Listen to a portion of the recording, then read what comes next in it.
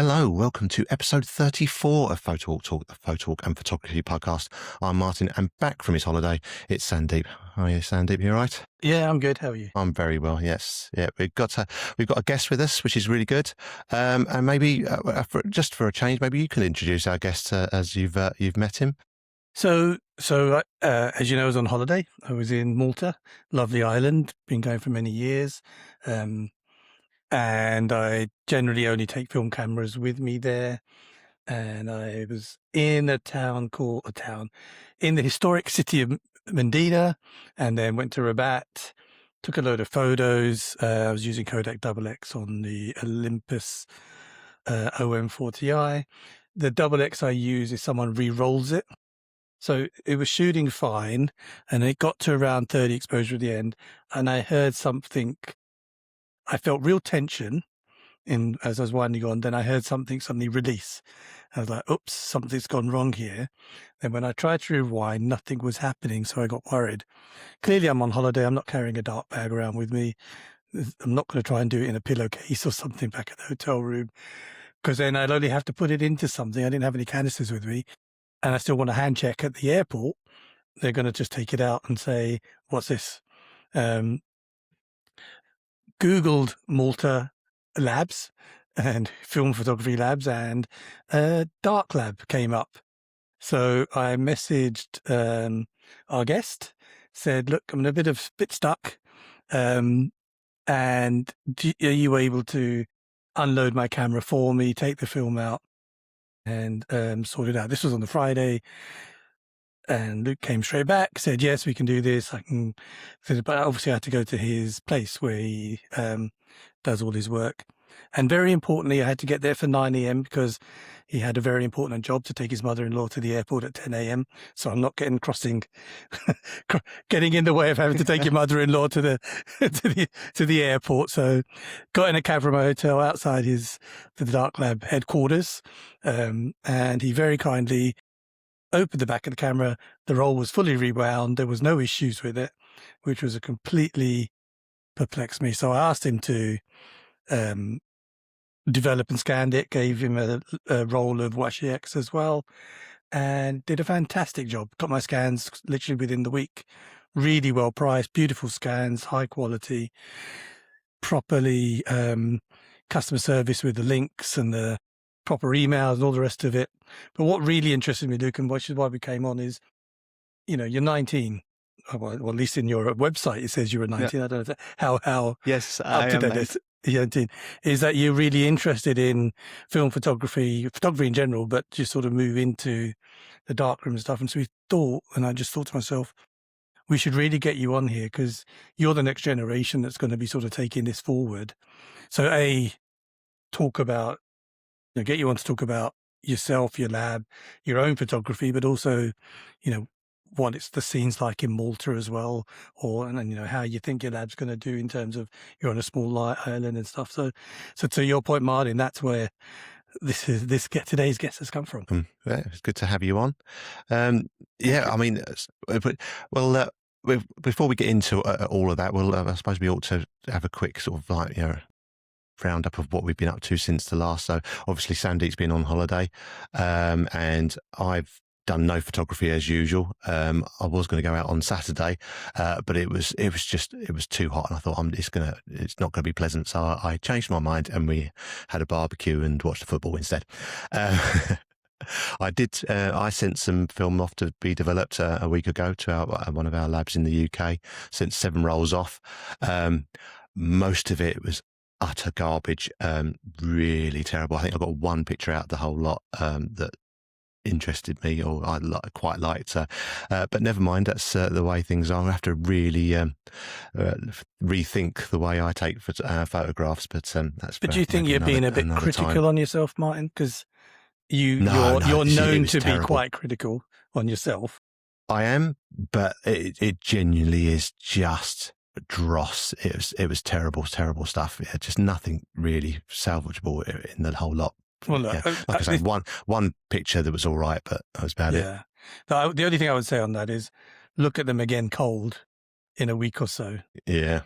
And then you might, Yeah. because when you first, well, I'll speak for myself. When I first open them, I'm excited. I want to see everything. I want to see the pictures I visualize and how they came out. And quite often that can be disappointing. And then you look a week later and actually there's shots you'll like that you didn't think you would like. And the ones you wanted to like might even still look okay and come out. So, people listening out there, Yeah. go back to them cold, go back to them later, and then make a judgment. Yeah. I know your judgment won't change my mind. I'm pretty sure. You're stuck in I them. think I'm You're not going stubborn. to change my mind on these, but I don't think I'm going to change my mind on these. Fair Most of enough. it is like, out of focus, not really badly exposed. I don't know what I was playing out on half of it, but anyway, never mind. But the other thing I've been doing is I've started finally to sell my stepdad's cameras. So Luke, my stepdad passed away a couple of years ago. Oh, He had sorry a for collection of, thank you very much, but he left me with 300 odd film cameras. Jesus. Mostly a load of old rubbish, but there's a couple of little bits okay in there. And 2.5 years later, I still haven't done anything with them. But my mum is now moving. She's downsizing and moving to be closer to my brother. And that move is going to be in about 2 weeks' time. And she started panicking and said, "You've got to do something." So I've started selling them and started making space in my own house to store them while I sell the rest of them. It's a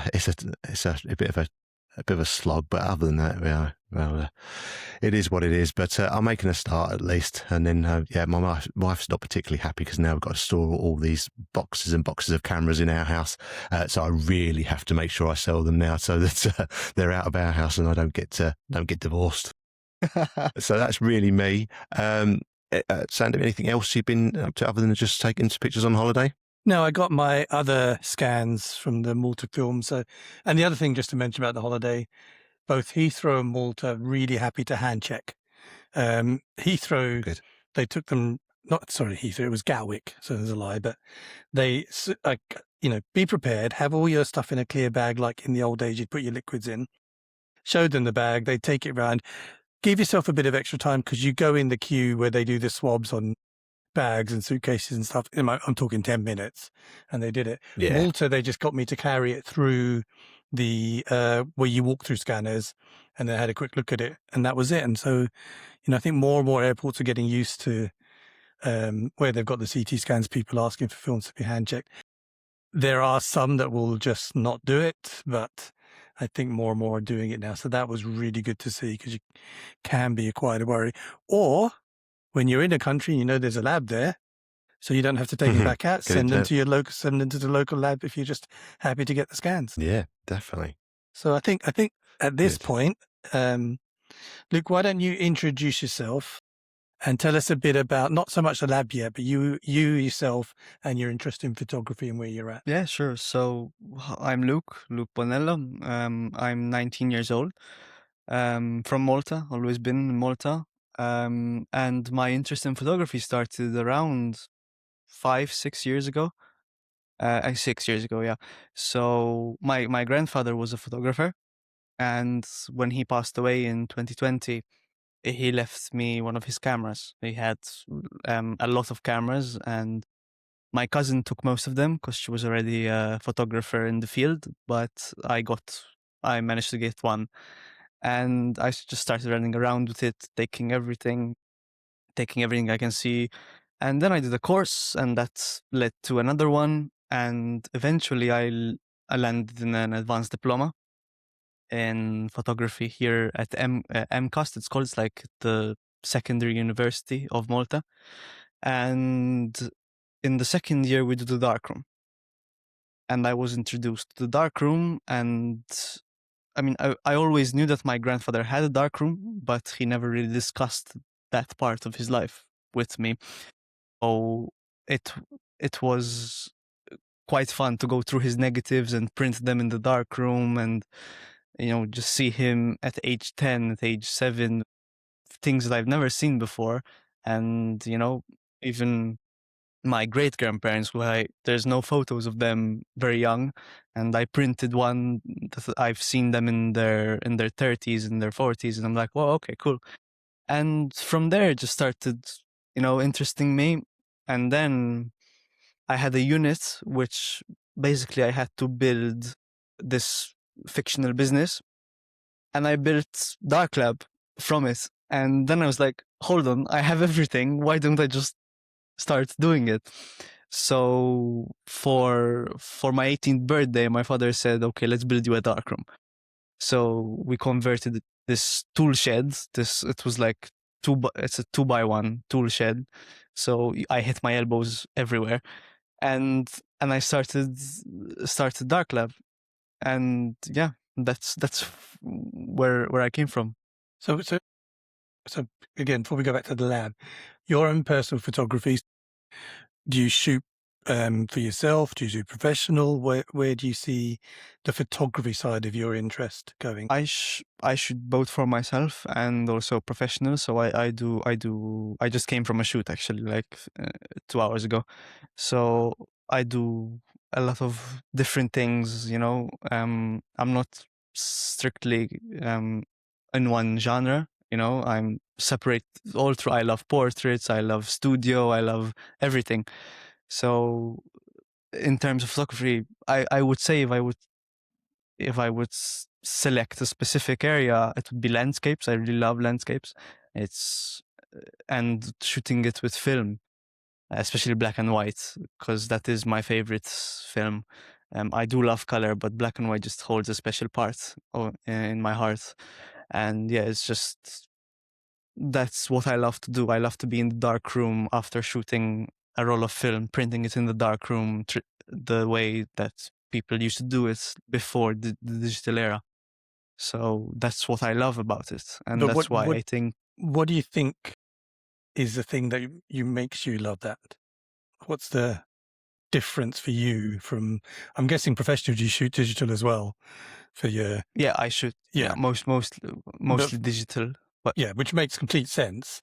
But then you talk about the love of film printing in the darkroom. What do you think is the thing that really hooks you about that? I think it's the slowness of it. It's you can't just take a photo, immediately view it, and then put it into Lightroom and edit all of it. And even though in the darkroom you have all those tools at your disposal, you have to do them. You have to think about what you're doing, because it's not just about adding this filter or adding this mask and boom, ready. Yeah, You have to experiment, and it's physical, it's tangible. You're doing it with your hands, with your time. So I think that is something that you can't achieve with digital, really. yeah. And what about in Malta generally? What's the scene like for film photography? Is there a good following or users? It's growing, and I was very surprised by this when I started the business, because I was like, we're a small island, and realistically, when you hear about Malta's photography, even when we're in the course, everyone's like, oh, it's either weddings or events. There's nothing else in Malta. So it's mostly just professional for the money. But when I started, a lot of people started coming in and like, oh, I shoot film. I shoot only film. I was like, okay, this is quite interesting, because I didn't expect it. But I think year by year it's growing. It's amazing, because we need more people who shoot film, because we need to keep it alive, obviously. Definitely. And availability of films pretty easy there. I know you sell some as well through your lab anyway. The films are not a problem, really. You can I bring personally from abroad. The problem is some of the chemicals to import, because for some reason the shipping companies see us as third world countries because we're an island. So, for example, countries like chemicals like the Kodak HC110, which I use a lot, especially for pushing film, because it's an amazing developer for pushing film. You can't get it anymore. So I've got this roll, and I treat like something so precious, because it's like once that's gone, I don't know what I'm going to do. So that's the main difficulty with bringing. It's just the chemicals, but you can work around it. And then, so let's talk more about now the lab itself. You said, you set it up, your dad, and you built that tool, your dark room in the back. And I happen to notice online, you've seemed to have bought a couple of enlargers as well for doing your printing. What sort of volumes, you don't have to go too detailed, but are you getting a nice steady volume? And the other question I always ask, you've got people's treasured memories to develop. How do you cope with that? So yeah, I just bought another one enlarger. Yeah. So there was this guy who had a dark room, used to print, and he had these beautiful three I forgot Vivitar enlarger, Vivitar 4, Vivitar 6 enlargers, and they were in pristine condition. I was like, I'm gonna take one because it's not every day you find such a pristine enlarger. And I also have a new one from Kaiser, I believe the brand is. I bought it from Photo Impex, and I also have one LPL that I bought because we use it at school as well. So I was like, this is a familiar system. So right now I'm in the process of setting up a new lab, and it's gonna have the 3 enlargers, and hopefully I'll start workshops, etc. So what was the other question? Well, the treasured memories. Yeah, coping with printing other people's, developing their treasured memories. So at first it was really stressful, because I didn't have. When my first client came, I had just launched everything and I tested it. I tested color once and I made a mess of it. It was my role. Yeah. And the tank I had bought had a fault in the washer and it just leaked chemicals. So I was agitating it and it's just dropping the blicks on the floor. I was like, so doing that first role for a client was like, I know I messed up the first one, but I have to do this perfectly. So, and it was, I was shaking when I was trying to put the film into the reel to load the film, because it's like, this is not mine. Yeah. If I start bad here, my business is over before it starts. So but then, you just figure out it was experience, and you just try to be as precise as possible with everything. And I think if you love doing something, it shows in the work you do, so it gives you that added bonus. Because it's all, so I'm assuming it's all hand developed, the film then. What sort of volumes can you do in a single day? So I used to do all hand, but now the color, I have the new AGO processor, and that helps me do up to 8 films in one sitting. Oh, that's good. With just 1 liter of chemicals. Because when I used to do it with, that's like middle of last year, I bought the 5 tank because I was getting a lot of films and I only had the 2 tank. So to process 2, put them up, and then do this all over again and have to load them up, it was becoming a hassle. So I just bought the tank with 5 reels. But it was getting a problem to fill it up because it takes 1.5 or 2 liters of chemicals, and the 8 tank takes even more. So it was like, I'm not going to do this, and even to keep it warm, etc. So I bought the processor, and that helps me process a lot, especially because now I'm processing, I think 2 days ago I processed like 30 rolls in a day. Wow. So yeah, so it's it requires a lot of time, especially the black and white now, because where I am, it's a bit of a hassle because I don't have a fridge next to me. So I have to get the cold water from somewhere, and then it warms up in an instant, because where I am, it's like 40 degrees in the room. So, so yeah, that's a difficult part. So in terms of your clientele, is it mainly locals? Is it mainly tourists, or is it a sort of like 50-50 mix? It's a mix of both. So a lot of tourists, but a lot of people who live here, and they live here and shoot film. But sometimes I even get like people who they're staying here for a bit, and then they shoot a lot of film. They hand it to me, and then they go back, and then I send them the negatives after I process. So it's like a 50-50 split, I Yeah. would say, That's good. especially in this season. In this season, tourism goes through the roof. So a lot of people with disposable cameras. So I take it you're sort of you're getting to know a lot of these sort of photographers now. Is it sort of, are you building relationships with these photographers that come in, and you start you seeing repeat custom? Yes, of course. I try. Yeah. I try to communicate as much as possible, because to know people is part of the fun of why I'm doing this. It's That's good. basically free networking. So it's always good to talk. And I don't want to be that business model that just like, you had me the role and I don't talk to you. The role is in your inbox. So I try to keep that friend aspect in it. I'm not just a business that is taking your money, processing your role. Have that.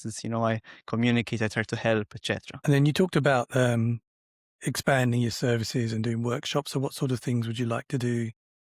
And what sort of workshop is it? What, darkroom printing, developing, all of the above? So I want to do all of it. So in terms of workshops, I want to keep the craft alive, and I want to have people aware of the craft and how to do the craft, because it's not just about reading. You have to know how to do the craft, because otherwise the knowledge gets lost. So I want to do black and white. I want to teach people, if they want to learn color and black and white printing, and if anyone would be interested, color printing, because that's a whole other ball game. Color, it's even difficult for me. So in totally in the dark, it's until you get used to it. Yeah. And But what yeah, about, I want to. you want to expand the turn them. knowledge around to others? Maybe even go back to be a lecturer at the university? Possibly. Depending how busy your business is keeping you, I guess. Yeah, for sure. Yeah. Much better to be working for yourself. Absolutely. And any plans to expand further, sort of franchise not wrong, but try and grow some other locations? Or I guess because you're an island, what I'm going with this is you're limited, to your point, on locals and tourists who know about you. So is there any way, or how do you market yourself, I guess, is the point here? And how would you like to, how far reaching would I you want to be? I don't Yeah. really. I've never marketed it. It's just, there's my website, there's my Instagram, but most of it, and this is the benefit of such a small island, is word of mouth. Yeah. Everyone knows everyone.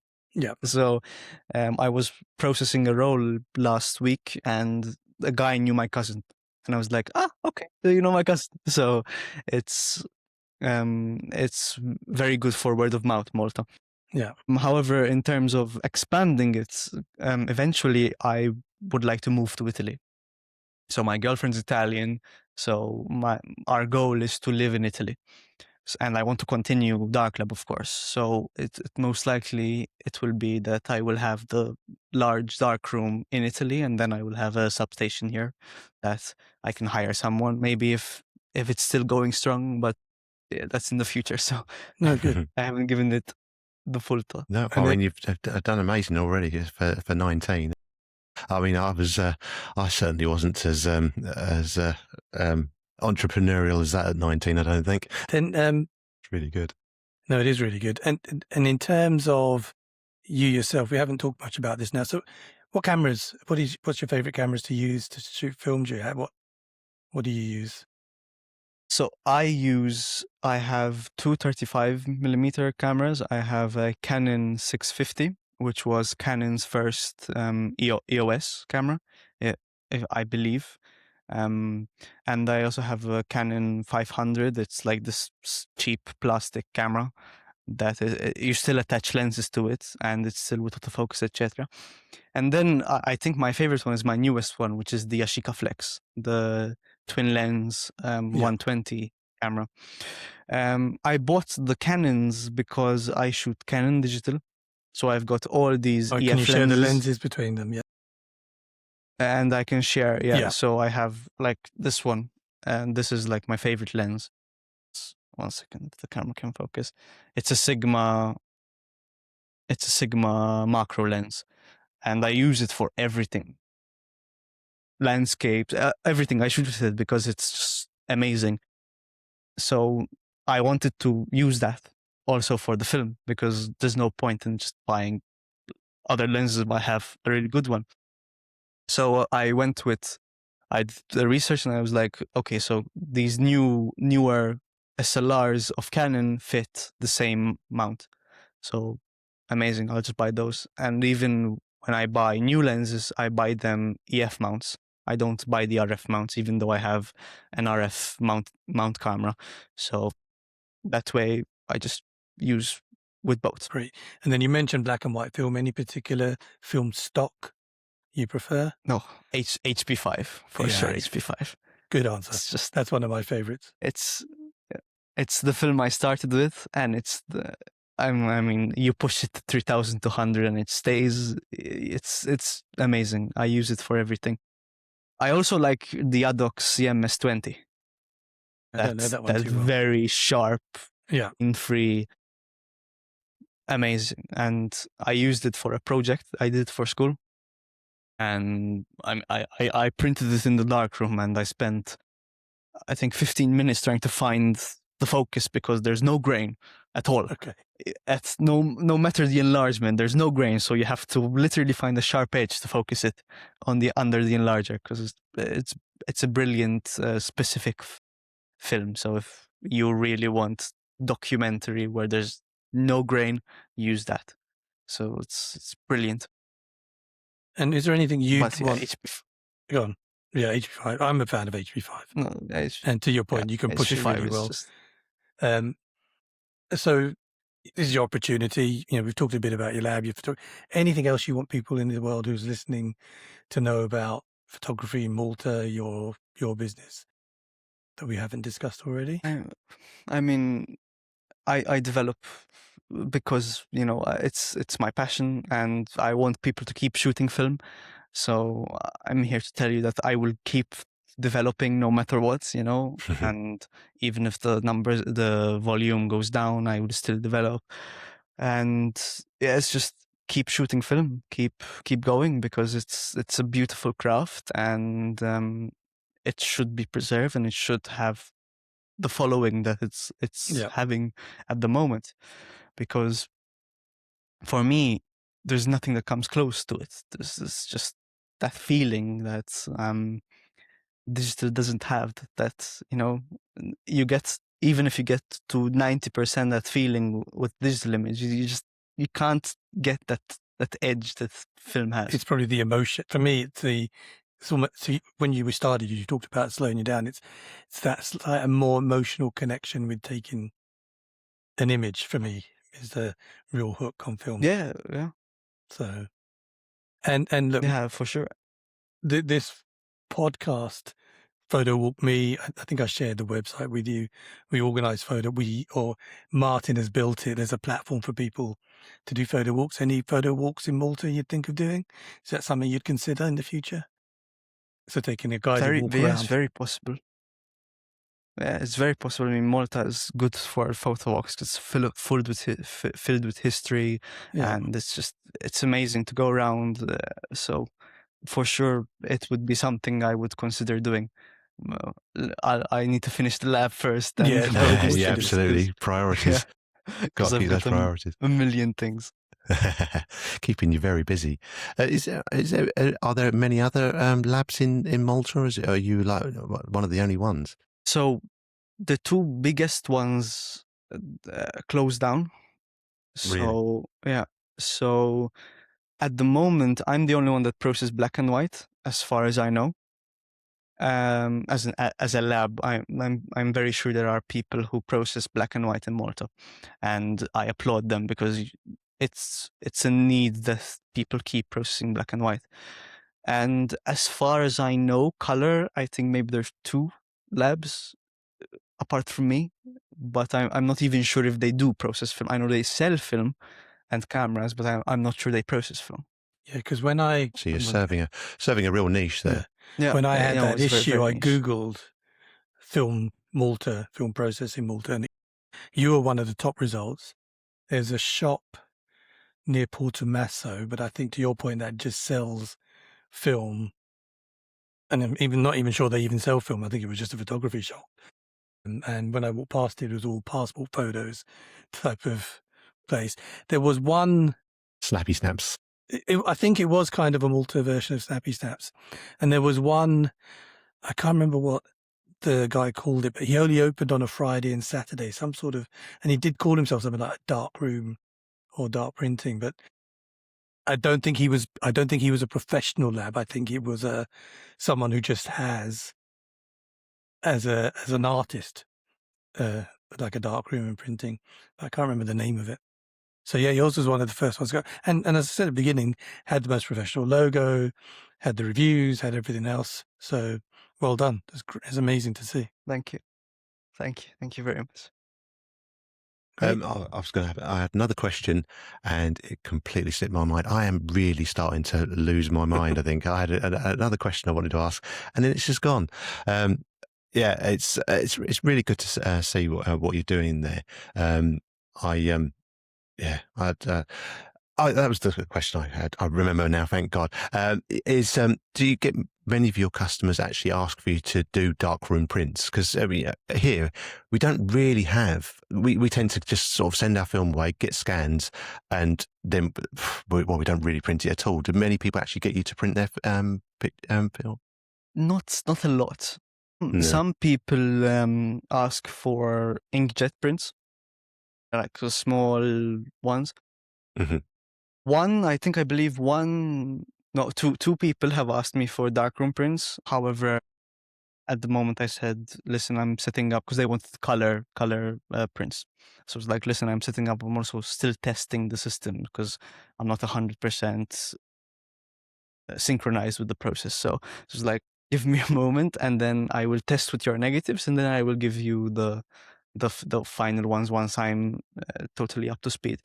But I think it's a shame, because a lot of people sometimes say, oh, I thought this would be a bit more, like to have more of a filmic feel. And I was like, okay, but film is not made really to scan, it's made to print. So if you're not printing, you're not getting 100% out of that film stock, out of the emulsion. So I encourage people to have a go at printing, even if you want to do it yourself. It's not so, gatekeep at this. There's videos, there's everything that you just need to do. So, and if you want 100% of your film to be shown, you just print the way it's meant to be printed. So, I mean, inkjet printing doesn't really match fiber-based paper. It's just, It's a whole different level. The blacks, the whites, all of it is just that, other level that's, you need to print to get. Yeah, no, there's something special about a darkroom print. Yeah, I haven't had enough of them done. I need to, I need to take some decent pictures first, and then maybe I'll get some darkroom prints done. At the moment, they're not worth printing. Oh, that's been really good. Yeah, so we'll make sure we put the links to your site. And you on Instagram? Do you post much on social media? Yes, I post quite. As I try to be, consistent, but sometimes I end up doing. It's hard. Yeah, it is hard. But yeah, it's a game all by itself. Social media is, yes, it's just got, it's you can't keep up with it. I know myself with trying to promote Photowalk.me. It's I'm terrible with social media. I don't really do enough of it, but so yeah, we'll definitely post all the links and stuff like that to your social media. And yeah, I think you said you're also on YouTube as well. So when this comes out on YouTube, we'll add you as a collaborator, and hopefully, perfect. Thank you. We can all see each other's YouTube videos. Is that something? So I suppose darkroom is quite difficult to video for YouTube. I know a friend of Tom ours Warland does it. does Tom Warland. Yeah, he does some He does live sessions YouTube of his videos. darkroom printing, and he's on YouTube. Yeah, Cool. Quite good. Okay. Yeah. So there's an idea for you to do something. I will look like him that. up. Yeah. I've tried. I've done a project recently where I did an exhibition and installation, and I did photography in the darkroom, etc. And then I built a literal darkroom, and I had this basically to experience the darkroom. So people would enter, and there's the sound with music playing, and the noises of the darkroom. So you experience a darkroom. So that was my project, and I've also done behind the scenes of that. So I filmed it. So it's not that difficult until you get used to it, really. Because especially even with the phone, I have like the phone and I switch it to a red, and it works. It's quite safe. I've held it quite close to some paper to test, because when you open a new box of fiber paper that costs hundreds of euros, you have to be careful with these things. But as long as you don't put it on the paper, it's still quite safe. So you just keep it far. So you can use your phone to film. So it's quite easy. Yeah.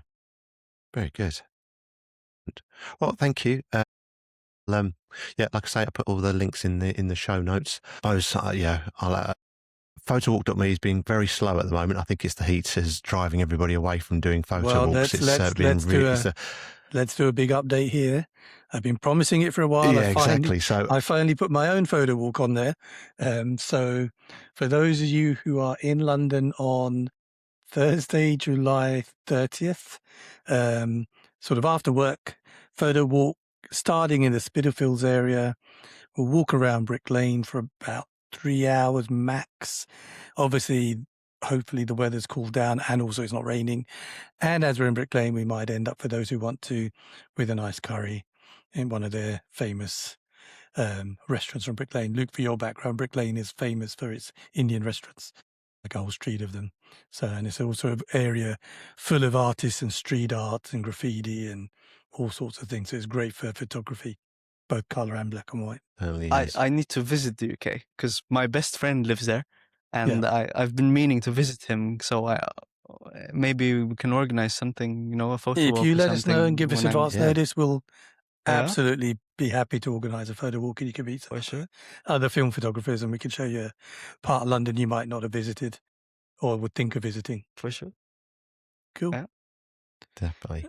And so, Martin, you said it was slow, but is there any others on there? There are a couple of others. So Ben Cottingham is doing a Brighton summer colour hunt in Brighton, obviously, on the 26th of July at 2:00. And there's also, this is how thin on the ground they are. This one's in August. It's a full frame summer photo walk in Brighton with the Full Frame podcast on the 8th of August, which I'm currently planning on going to if I can. I am signed up there. I've got nothing planned, so I'll be going to that one. That's about it, really. There's it's very, very quiet. It's spooky on there at the moment, so I need to start adding some in. Hopefully, when the weather cools down a little bit, people will be a bit more inclined to go out walking with their cameras. At the moment, I think we're all. Yeah, but Luke's judging us because I was walking around in 35, 40 degrees in Malta. You just get on with it, don't we, Luke? And it's hot. Well, this is very true. Yeah. All right. But there's something different about UK heat. It's horrible. It's just we don't have the air conditioning to go back to cool down. And don't have the air conditioning. That's a need. Yeah, exactly. It's utterly miserable here when it's too hot. But that's it. So please, anybody listening wants to host a photo walk, please do. Other than that, thank you, Luke, for coming on. That's it for this episode. Thank you for listening. If you have any comments or questions, please email us on podcast@photowalktalk.net. Make sure you're subscribed to get new episodes as and when they are released. Thank you and bye-bye. Thank you, Martin. Thank you, Sandeep. It was a real honor. Bye.